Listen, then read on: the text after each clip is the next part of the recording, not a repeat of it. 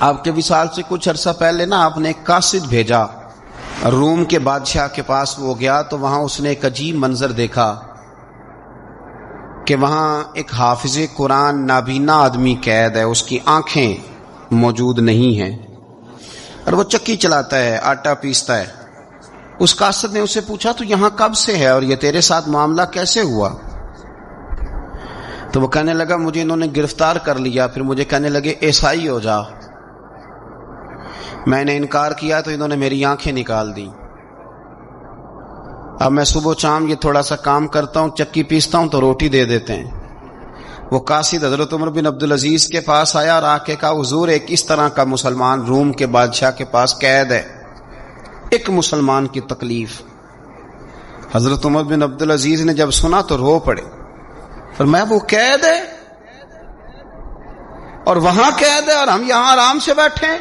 فوراً رکا لکھا قاصد سے کہنے لگے واپس جا، روم کے بادشاہ کو جا کے کہہ کہ اس نابینا قیدی کو فوراً آزاد کرے، ورنہ میں ایک ایسا لشکر بھیجوں گا کہ اتنا بڑا لشکر بھیجوں گا کہ اس کا پہلا آدمی تیرے پاس ہوگا اور آخری میرے پاس ہوگا، اور تجھے پھر وہ بندہ چھوڑنا پڑے گا، تو ابھی چھوڑ دے، میں تجھے پیغام دے رہا ہوں۔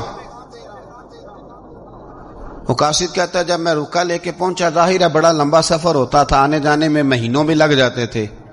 کہتے ہیں میں نے رکا دیا تو اس نے پڑھا، کہنے لگا تم مسلمان ہو، میں نہیں ہوں، پر اتنی تم اس درویش کی قدر کرتے ہو، میں تم سب سے بڑھ کر قدر کرتا ہوں۔ میں اس بندے کو لشکر لے کے آنے کی تکلیف نہیں دوں گا، میں ویسے ہی قیدی آزاد کرنے لگا، تم لے جاؤ۔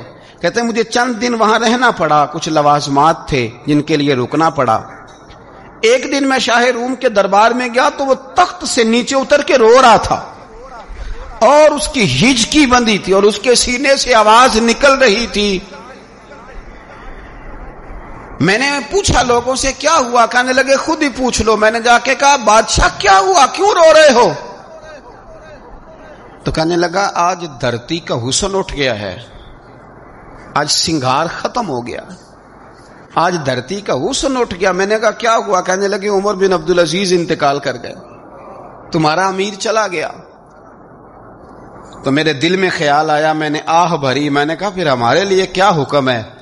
تو فرمانے لگے وہ چلتا پھرتا راہب تھا، لوگوں کے پاس کچھ نہیں ہوتا تو وہ فقیر ہوتے ہیں، پر اس کے قدموں میں تو خزانے تھے، پر وہ پھر بھی فقیر تھا۔